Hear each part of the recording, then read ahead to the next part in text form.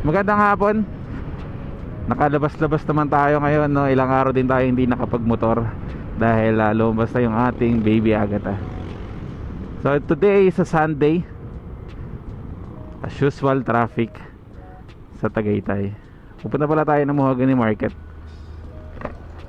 So ipinabibili lang sa atin na ulam natin mamaya.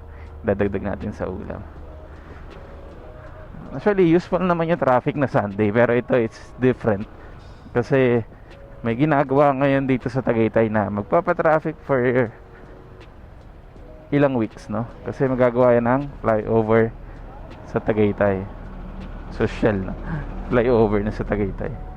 So magkakaroon tayo ng flyover dito banda yan. So kung galing ka sa Nasugbu or Alfonso, sa mga kaibigan natin na taga Nasugbu or Alfonso, so pag pupunta ka ng Tagaytay via Crossing Mendez, doon yung flyover, yung start ng flyover.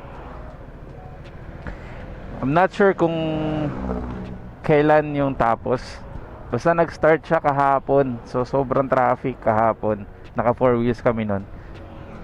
And dinaanan ko na lahat ng mga pwedeng daanan, pero nag-end up pa rin kami kasi hindi namin alam eh. Wala namang announcement or ano. So gulat kami, may ganun pala. So dito na lang tayo dumaan kina ate. So yan ang trademark ng traffic. Makikita man traffic na or mahaba na yung traffic pag nakita mo may nagtitinda na sa gitna ng mani, ng tubig. Yun yung palatandaan na mahaba na yung traffic.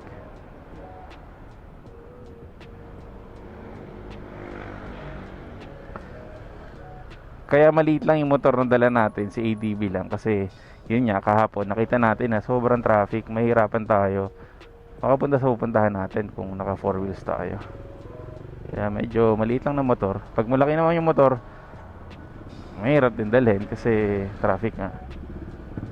So ito yung start ng traffic dito. Ito yung nagiging cause, no? Wait, lapitan natin para makita natin.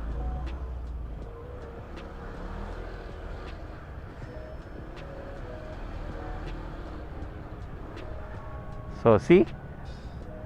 Ayan, dyan sila. Nagiging one way. Nagsasalubong na lang dito. So, nagme-merge yung kalsada. Sana Monday na lang nila ginawa, no? O, tamo, Sunday, walang tao gumagawa. Nagpa-traffic lang sila. Dapat Monday na lang nila inumpisahan. Ayan, no? Parang ipangbubutas nila yon sa posting gagawin nila. So, dito mag-start. Kasi yung dadaanan niya is Crossing Mendez. So maraming establishment dito. So iba-bypass nila is yung traffic sa baba hanggang dun sa dulo. Hindi ko sure, hindi ko pa nakita yung plano, pero ang sabi is flyover siya. Sa next na punta natin, makakita tayo ng mga karatula kung ganong kahaba. Wala pa tayong eksaktong details, no? Kung gaano kahaba siya, kung alam ko dito dadaan yon. Ito kasi puro dito nagta-traffic kasi commercial area to, which is normal. So ang maging purpose nung flyover, dadaan siya dito kung wala kang business dito sa baba, wala kang gagawin at gusto mo lang namang tumawid para hindi ka na ma-traffic, sa taas ka dadaan. So parang ganun yung magiging purpose niya. Mahogany Market. So kaliwa na tayo dito. Bibili lang tayo ng tinapa. Ano tayo, tinapa at gulay. So tayo sa karne, no? Medyo mahal yung karne. So hanggang tinapa lang tayo. Tipid tips ba?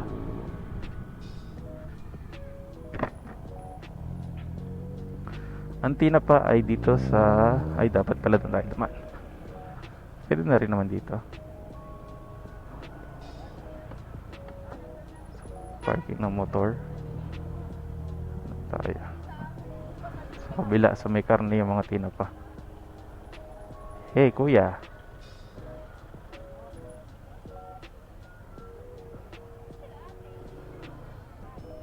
Ay dapat pala. Nagsakyan tayo. Bibili nga pala tayo ng kalamansi na puno. Itatanim natin sa bahay. Dito na tayo. Mga kaning market, Bulaluhan.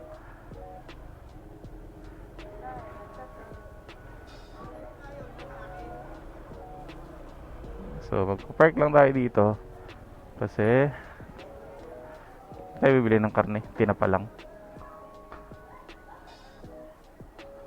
Tot tot tot tot tot.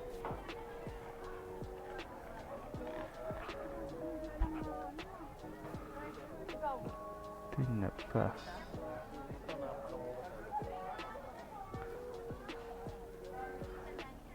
Ano tinapa to, te? Ito to. Sa Salinas. Wala na yung ano, yung isa. Yung isang klase. Tamban. O, walang tamban. Ay. Ito kaya meron. So, yun ang hinahanap natin. Tamban. May tamban ka pa, ate? Wala rin.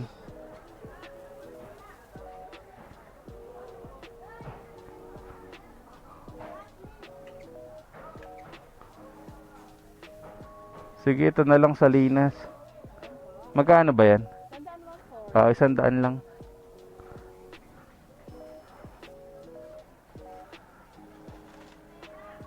Yung lagi ko binibili sa inyo eh, wala pala. Tuwing kailan ba siya? Depende.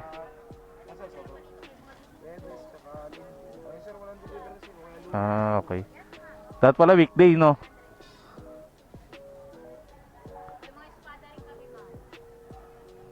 Tarara. Thank you, kuya.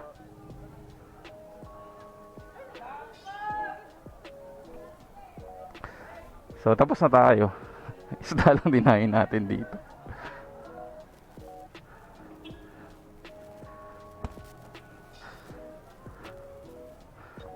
So, alis na tayo. Balik na tayo. Sulit, na pa lang talaga dinahin natin.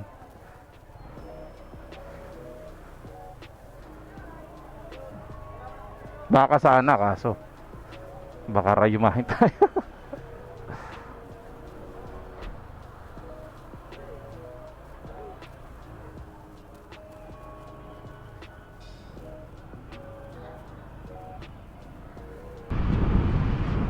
Pupunta pa na muna tayo sa Shell kasi nagparinig si Mami She ng kanyang milk tea. So yan lang may milk tea na gusto niya. Sana pwede Gcash. Wala na tayong cash. Actually wala na rin tayong Gcash. Madali lang natin yung pinakamaliit.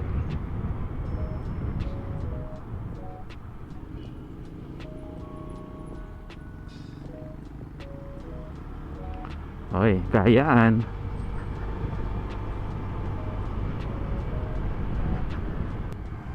Hello, Shell.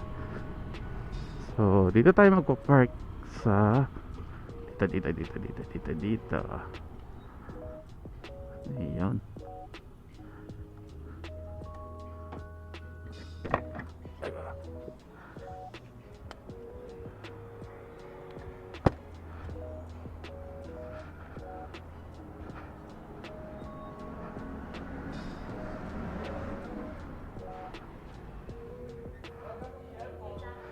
Hello.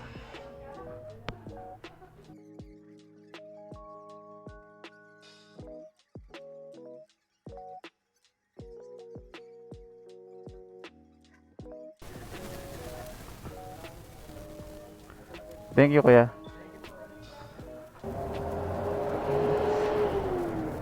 So, tapos na tayo sa milk tea na to.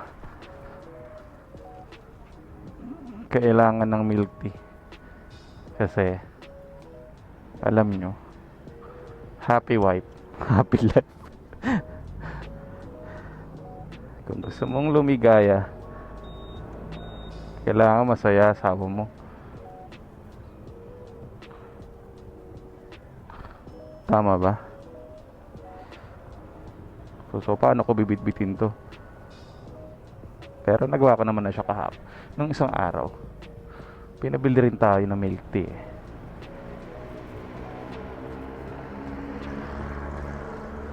So uwi na tayo. Meron na tayong pang dinner. May pang milk tea na rin. Uy, ang bilis ng sakit dito.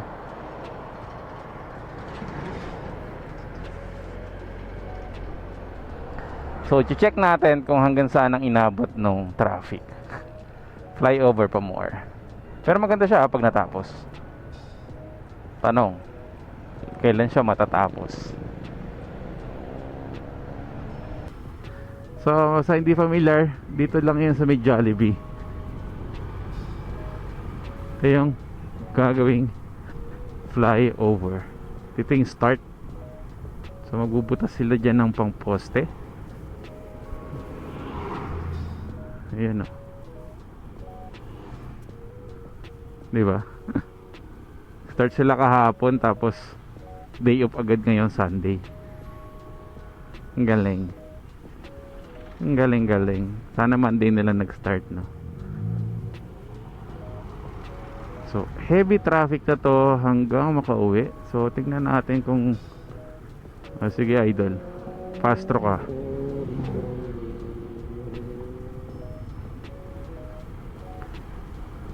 Kahapon walang galawan yan. Kasi biglaan niya. Yung iba ngayon may mga nakaalam na traffic nga doon, hindi na sila dito dumadaan. Pero yung iba na walang alam na may ganong construction, dito pa rin sila dadaan.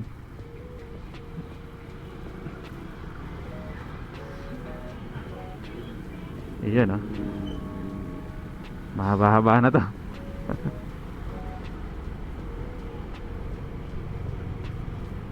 Oy, hindi pa ganun kahaba,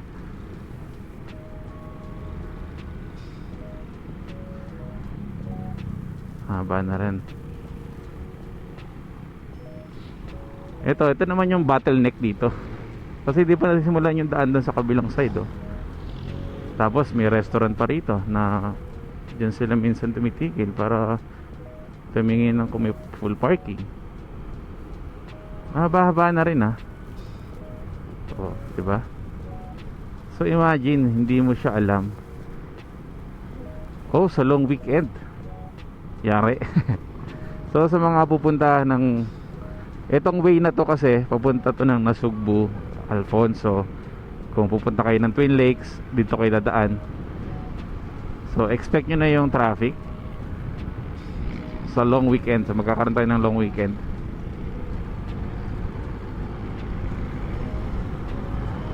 Pero in fairness, hindi siya ganun ka-traffic unlike kahapon. Kasi kahapon lagpas pa dito yung traffic. So yan, hanggang dito na lang ating video kasi malapit na tayo sa bahay. Bumaba na yung kaulapan. See you sa next ride.